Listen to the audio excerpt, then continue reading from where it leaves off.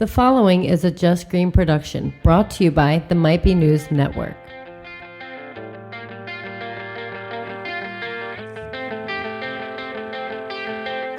What's up, everybody? It's the week of November 30th, 2020.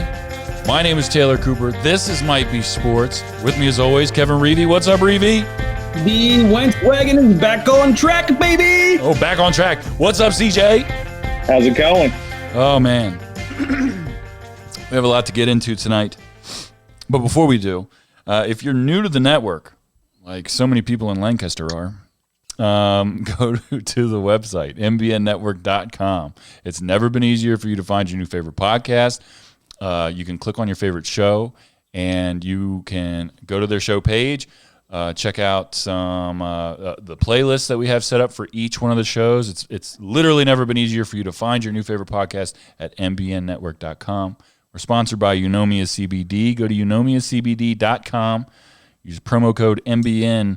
And this week, if you're listening to the show on Wednesday, go to eunomiacbd.com right now. Use promo code MBN, and you're going to get 50% off your fucking order with a free gift. Okay? I don't know how long this deal is going to last, so don't try it on Thursday. If you want to try it on Thursday, you can, but don't get mad. You should have been listening to news, and you would have had fucking 3 days to deal with this shit by now. But go to eunomiacbd.com. Use promo code MBN. Also, check out the merch. Sign up for Patreon. Go to patreon.com/MBN Network. $5 a month. You get in there. You get exclusive content. You get entered in to our monthly giveaways, and you get a free gift just for signing up. Anyway, let's get into some sports here. All right? It is, as we're recording. What's that? Sounds appropriate. It's appropriate. Yeah, I think so. And first of all, before we get into sports, did everybody have a good Thanksgiving? You guys have a good Thanksgiving? Oh, yeah. It was adequate. Adequate, yeah. Watch a lot of football. I did. I was disappointed by Thanksgiving football. First of all, there was only 2 games. Well, yeah, it wasn't what it was supposed to be. Yeah. So I think that's where they got, there's a big loss there. And you're expecting a big rivalry game with Pittsburgh and Baltimore, and that didn't happen. But that's Why hasn't that happened? Is it COVID related? Yeah, they keep. They'll be playing this tonight. As you hear it, the game will be on tonight. Okay, all right. So Wednesday night. So Wednesday. Okay. And then you have 2 Monday night games this week and a Tuesday night game because of the Wednesday night football. Dude, it's crazy that they're doing this for Lamar Jackson, but then the Denver Broncos were in the situation that they were in this past week. If people don't know what I'm talking about, I guess all of their quarterbacks are out due to COVID. I guess their main guy tested positive, and the backup quarterbacks were in close contact with him without a mask or something. So they had to. The league made them quarantine, so they couldn't play. And Denver had to go out and get some practice squad quarterback. They brought him in, and he set a franchise record for the least amount of completions in a game. He completed 1 pass. Yeah, I mean, I'm not a big conspiracy guy that thinks that the league is protecting Baltimore in any way. I just think it's the way things are going right now in football and sports is that they're not taking chances with the way things are going with COVID. And I'm sure whatever it was, if you take a deep dive on, rescheduling these games, for whatever reason, it must have just been easier. Yeah. And, it's not like rescheduling the game for Denver is going to do anything as far as them being able to put a better quarterback in there. Right. It is curious they couldn't actually get an actual quarterback. That you'd figure they'd be able to get somebody.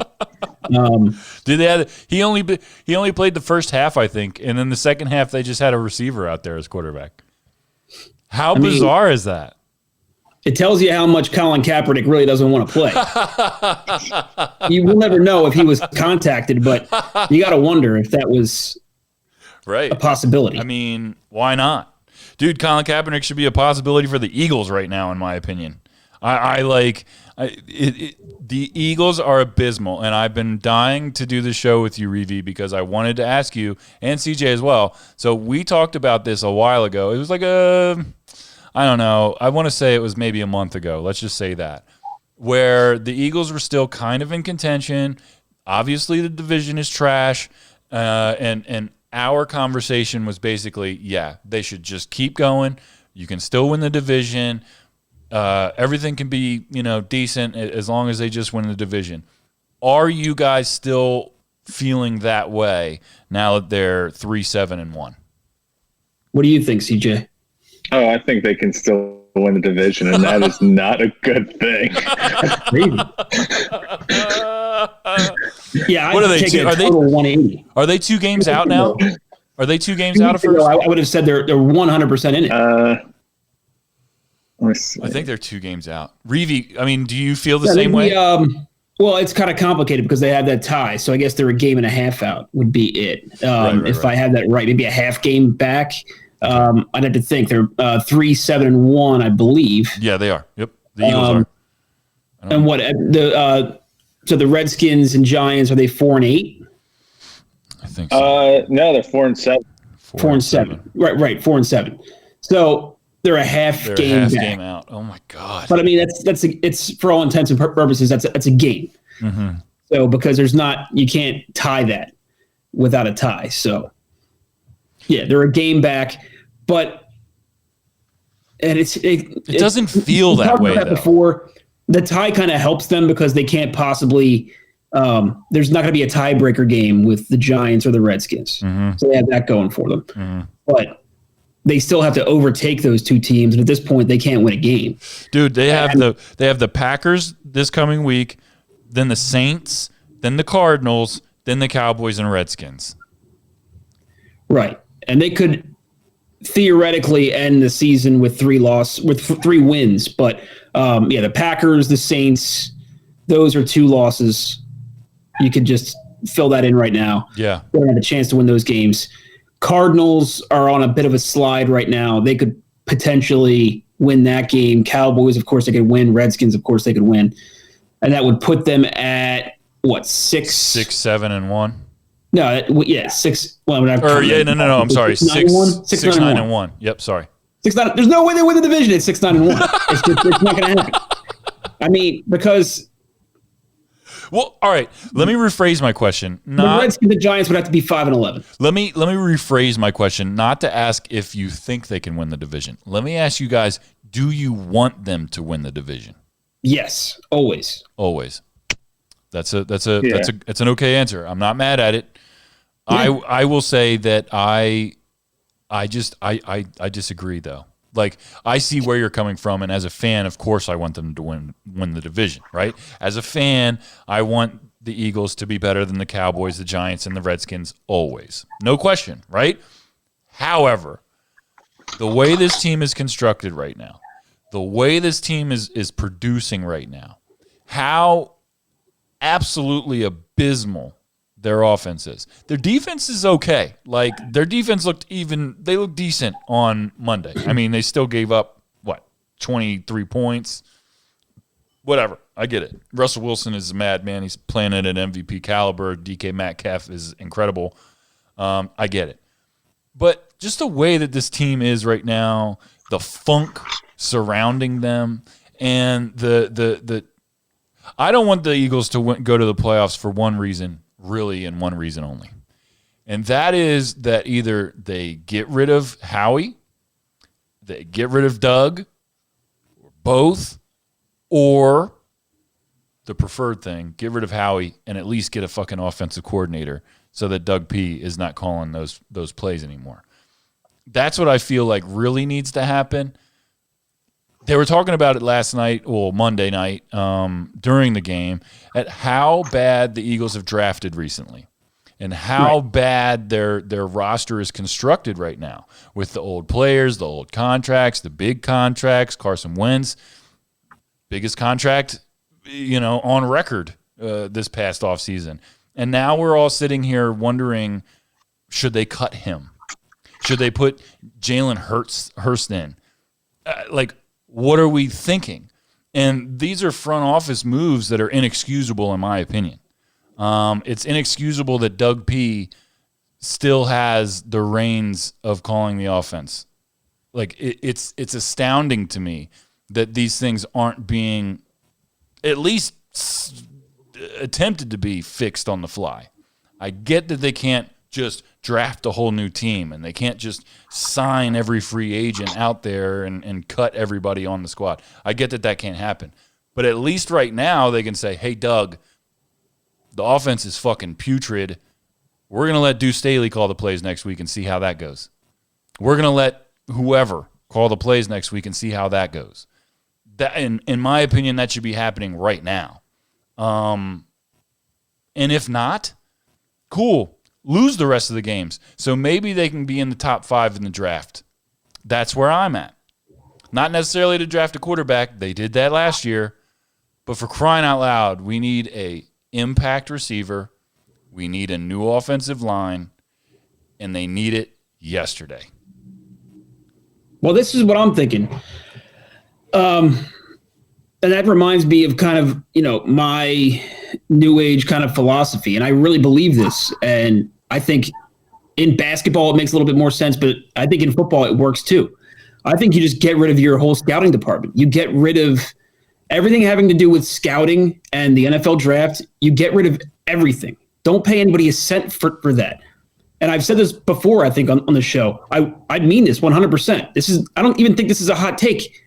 They are already drafting for you on ESPN, on CBS Sports, on Fox Sports, on all these sites where they have mock drafts. Are you telling me that all of these experts, they're not better than the one guy you have in the front office that's making the moves? Howie Roseman. He is kind of a joke at this point, Howie Roseman. I'm a big fan of him, but I mean, at some point, when you make this many drastic, awful draft picks, and I'm an Eagles apologist, and I can admit this, you make that many bad draft picks, it's a complete joke. Yeah. So at what point, why is his opinion more important than everybody else's? You can go online, you could look at these mock drafts, and I haven't done a study on it yet, but I guarantee you the mock drafts are more likely to be right than any given GM. And every once in a while, you could say explain Tom Brady and explain these certain guys that, teams plucked out of nowhere to be successful. Well, the Patriots passed on Tom Brady, 5 times? Right. Until they got to him in round 5. The 6th or 7th round, whatever it was. Yep, whatever it was, yeah. So they didn't know what they had. No. So there is an element of luck. But I'm saying if you're gambling, if this is a casino, the best odds that you could possibly play, I think, are throwing out all the scouts and everything you think more than anybody else and just going off mock drafts. Right. And if the Eagles would have done that the past few years, imagine how much better their drafts would have been. The Eagles would have had Justin Jefferson, who is likely, I think last week he was ahead of Randy Moss's pace in his rookie year of 1998, when Randy Moss, set every record there was, broke the game basically. And Justin Jefferson is ahead of that pace. Yeah. That's the guy that could have been with the Eagles right now and could be the difference.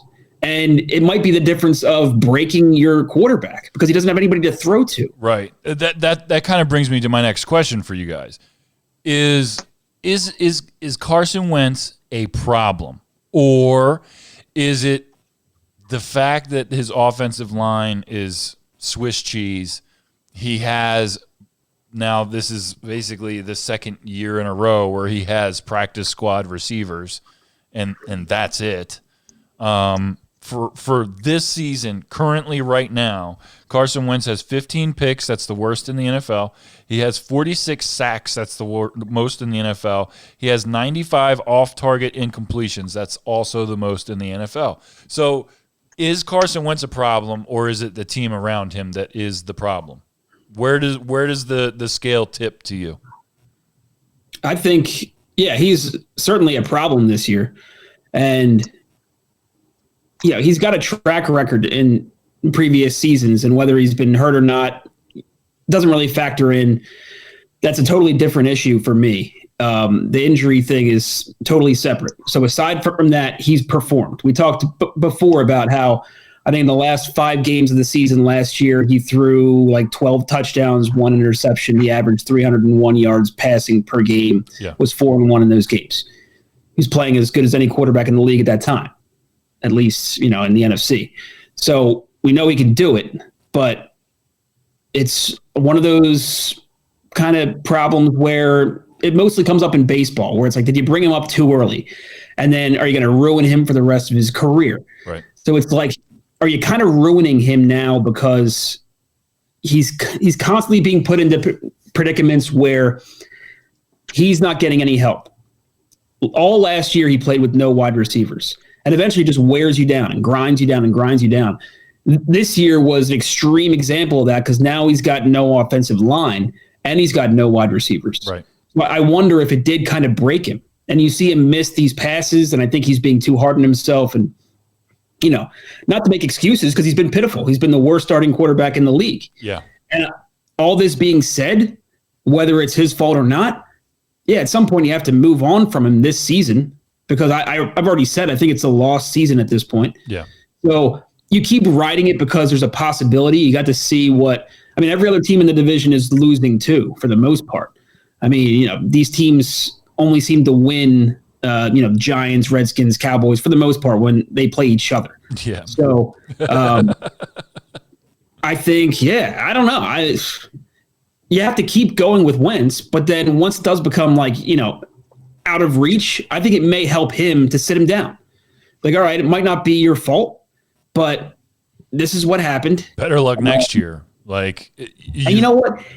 In the first half of the game on Monday, you could tell that it broke Doug Peterson too. Yeah. Because it wasn't even Carson's fault. He wasn't particularly that bad. They had a very bad first half, but he wasn't that bad. Yeah. The first quarter was terrible. Yeah, they ran 10 offensive plays in the first quarter, and at the end of the quarter they were negative 4 yards. Right. They weren't able to do anything. Nothing. So I think it extends into breaking Doug Peterson because now he's trying to call a game for a different quarterback. Right. Because he's not the same guy. So they kind of got into a groove, and Carson actually had a pretty decent game. He pulled himself out of it. I think they actually covered. I think the line might have been 6.5 points, which is insane. And this is why I hate gambling because I can never figure it out. I would have never guessed in a million years that the Eagles would cover on Monday, and they did. I don't understand how, but Vegas knows things that I will never understand. So, the fact that it was a 6-point game, mind-blowing to me, and that's kind of a moral victory at this point because everything else is out the window. Yeah, I guess. I'm beside myself with grief. And honestly, it's Sixers season. That's where I'm at. I'm at all right, hopefully COVID doesn't fuck up the NBA season because I just need this shit in my life. I need something to be excited about in sports. I feel like the Eagles aren't even playing. It doesn't even exist to me anymore. You just said it. It's a lost season. It's a fucking loss. That's where I'm at. I'm tank, baby. I'm trust the process time with the Eagles. Put Jalen Hurts in there. Do it now. Do it today. To me, you must really not be that good though. I don't know. If you put him in today and he does something good, you completely killed Wentz. I already think Wentz's confidence in Philadelphia is gone, and he should go because he's been broken here for years. Yeah, and another backup quarterback comes in and starts producing behind him. He's done. He'll never forgive himself. Done. He might not ever play football after that. I don't know if I'd be able to. Well, that's where things get extreme. And that's where I love to remind people of his final 5 games of last season because it's not that bad. People only think of the right now, and that's insane. San Diego got rid of Drew Brees. He got hurt, and they cut ties with him, and he is now having a Hall of Fame career, one of the greatest quarterback careers of all time with the Saints. Yeah. So that being said, I would personally be very intrigued with cutting ties with Wentz, trading him now. There are tons of teams that would love to have Wentz. You look at the Chicago Bears. You tell me they don't want Wentz? Oh, yeah, dude. Kill for Wentz. They would love it. Put everyone around him. Would They Foles be would his not- backup there too? He might be that dead. would suffer the same problem because he would still be right there with Nick Foles. Well, Foles wouldn't still be around. Foles would be gone by then. You're right, because that would probably be in Wentz's contract. Probably like, I'll come if you get rid of that guy. It would be a great thing for Wentz because there'd be no pressure at all whatsoever. Right. And he'd be the most talented quarterback they've had there in years. Gosh, I can't even think. Yeah, before Rex Grossman. And then here's the thing. Speaking of Drew Brees, changing teams after a bad injury, who do you think I want to now quarterback the Eagles? Colin Kaepernick. Dak Prescott. I believe it. Oh, no. I see a path for Dak going back to the Cowboys. Of course. Is there going to be a chip on his shoulder? Yeah. Is he going to say, I still want the same contract I wanted before? And is Dallas really going to give him that contract? No, they're not. Nope. So that's what makes me wonder, does he test the market? And do the Eagles now say, well, shoot, we cleared the money. We traded Wentz. We're starting from scratch here. We'll give you the money. No one in their right mind in Philadelphia would ever forgive anyone in that front office who made that deal. No one in Philadelphia would ever forgive them. I can't see it happen. I would. Prescott would be a superstar in Philadelphia. Oh my God. Everyone I'm feeling would you, Reavy. love him. I'm feeling you on this one. Oh Right, it's the right my move. God. Everyone would love him. It's Because guaranteed. he would have a chip on his shoulder for the Cowboys. He that played with would- the style you want him to play. He might not come back, year one the same way he was before, but he's the kind of quarterback you want. He's can in see the it. mold of, the Russell Wilson. He's the guy. He's kind of the prototype guy. It's just the Cowboys were a mess.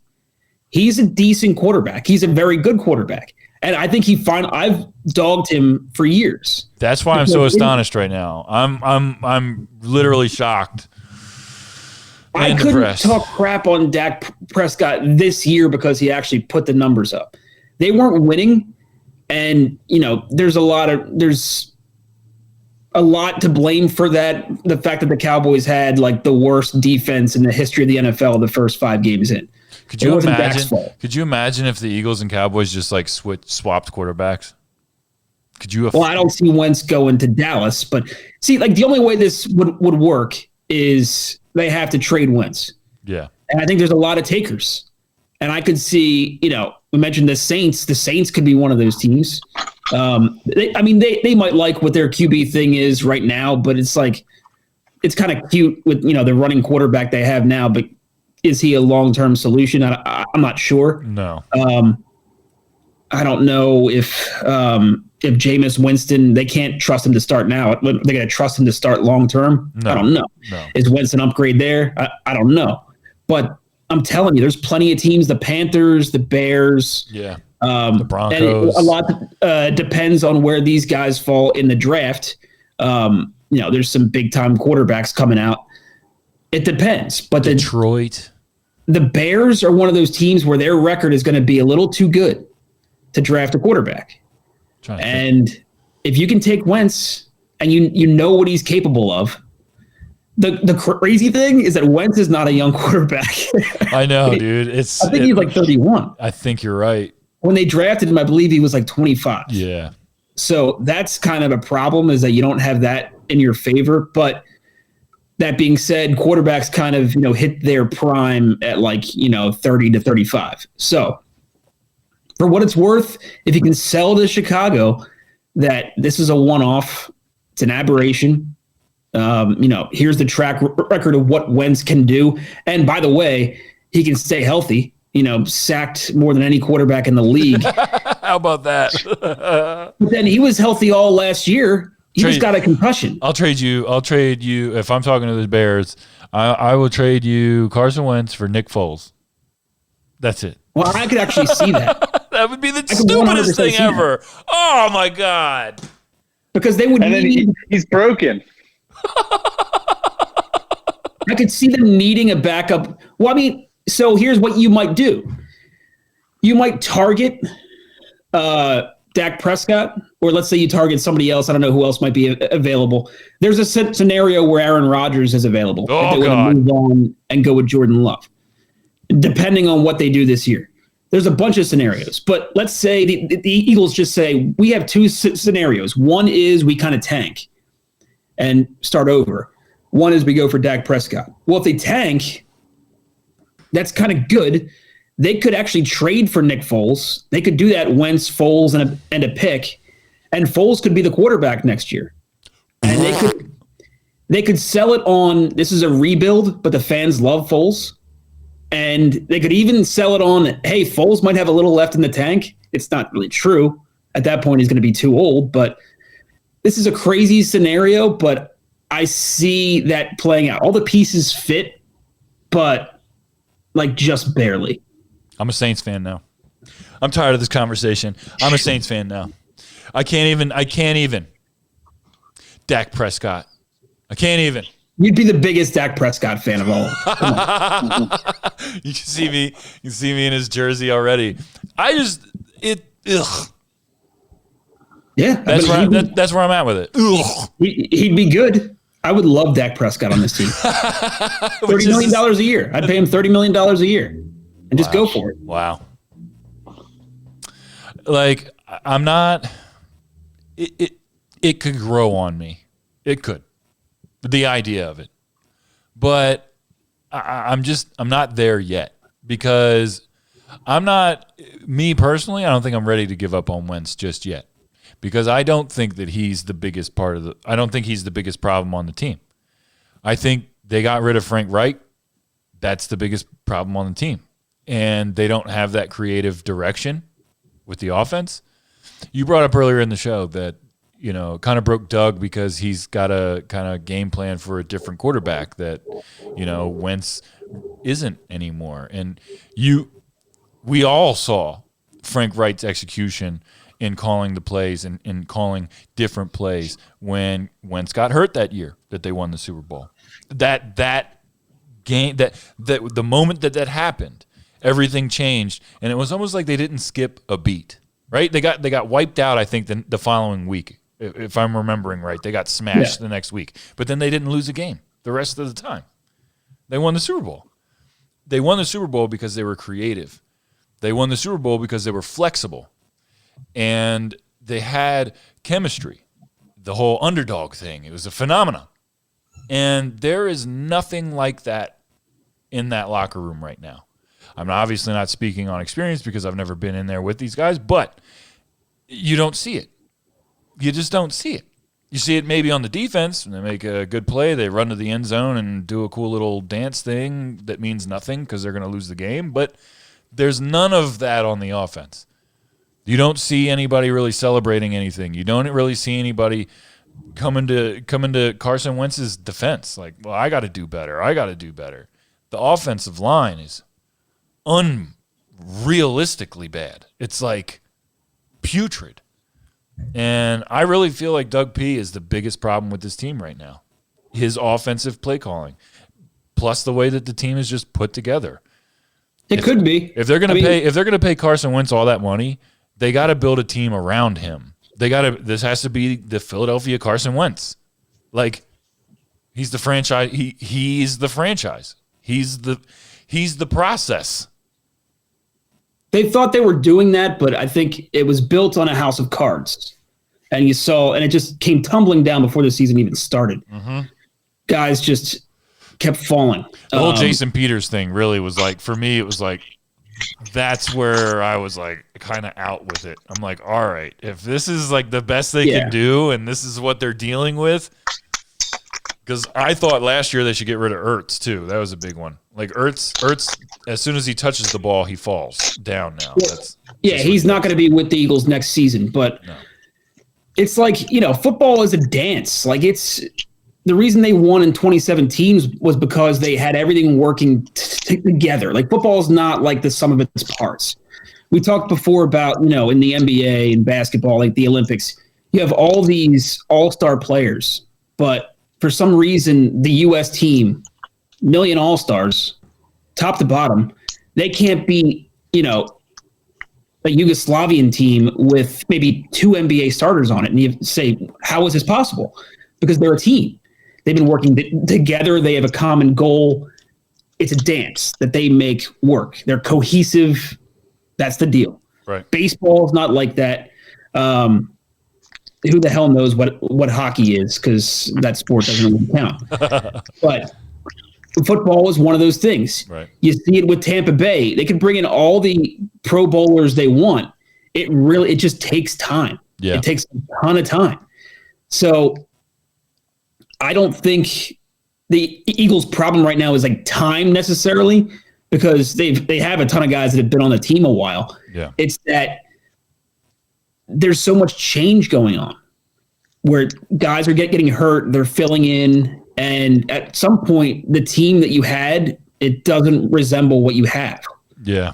You have guys that are on the team, but they're not used to playing the position, or they're not used to being the starter. It's just fucking trash. So you can fix this by, you can bring in all the guys you want, but it's going to take time. Then they need to actually play. They need to play together. Yeah. And it might not work. My thing is, is this going to take another year and with Carson Wentz? And then you wonder if it's going to work with all these new pieces you presumably bring in, or do you just cut Carson Wentz? I was the biggest Carson Wentz fan. Same. I'd be sticking with him 2-3 weeks ago. Yeah. Now I'm done. Yeah, I'm thinking you kind of have to blow it up, but you can blow it up smart. I would like to blow it up with Dak Prescott. If next year is going to be a throwaway year, you throw it away with a Pro Bowl quarterback. I can't fucking believe it. And it's you cannot. The final word on this for me is it comes down to the draft. And I think the stat was something like the last 5 years the Eagles have drafted 1 Pro Bowler, and that's Carson Wentz. Yep. So you can't have that. That's not going to work. This game is built on drafting Pro Bowlers. That's why 3rd-round draft picks are so valuable. And you wonder all the time, like, how'd they trade a Pro Bowl wide receiver for a 4th-round pick? Because those 4th-round picks sometimes turn into solid gold, so often. So, yeah, we'll see. They got to do better there.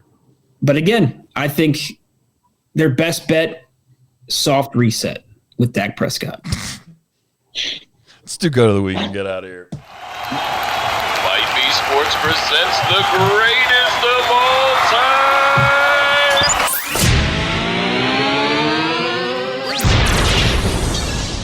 Of the week, my clear-cut go to the week this week is a little personal for me, okay? My clear-cut go to the week this week is a longtime friend of mine. I've known him for a very, very long time. And we've done a lot of really crazy things together. We've done a lot of really fun things together, a lot of meaningful things together. And he is known as my technical advisor and my spiritual guru. My go to the week this week is the one and only CJ. Wow. CJ, for his groundbreaking interview with Alan from Amish Mafia, go check it out. It was last Wednesday we put it out. It was the premiere episode of CJ's Phone, which is a very creative title that I worked up for the show. That CJ and we kind of talked about it, and we were just like, you know what, CJ knows so many interesting people that, like me, love CJ and love talking to CJ.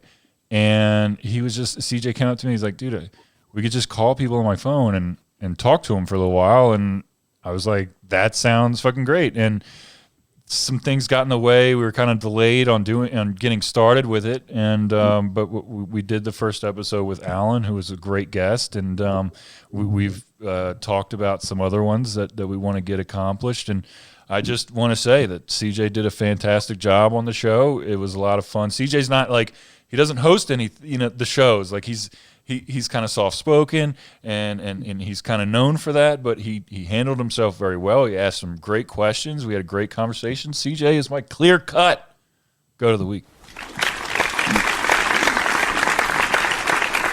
Go check out CJ's Phone. Go do it. Reavy, what do you got? Well, he proved once again that he's the greatest quarterback in the NFL. Patrick Mahomes put on a clinic. He just really, you watch that Chiefs game last weekend, and it is just unbelievable what he's able to do, what that team is able to do. And Andy Reid, he must be like a kid in a candy store. It must be so easy for how difficult it is for Doug Peterson right now. It must be so easy for him to draw up these plays because Patrick Mahomes, they just do whatever they want to do. Yeah. And he can make every throw from any position. He's like a contortionist. And I say all the time, some people make things simplistic. And I did an article for theacespader.com last year. Check that out. Between the difference between a running quarterback and a mobile quarterback. And I said, I don't believe a running quarterback can work long term. I'm finally kind of maybe being proven right with Lamar Jackson. But I said the mobile quarterback is the future of the NFL. That's what I like. I think short term you can win with a running quarterback. I actually my conclusion on that article was to bring back Colin Kaepernick now. Bring him back now on a team that's struggling. And short term, he can get you over the hump. He can win you some games just by running the ball. He's one of the best in the history of football at doing that. But he doesn't have that other aspect of his game. So it's not going to work long term.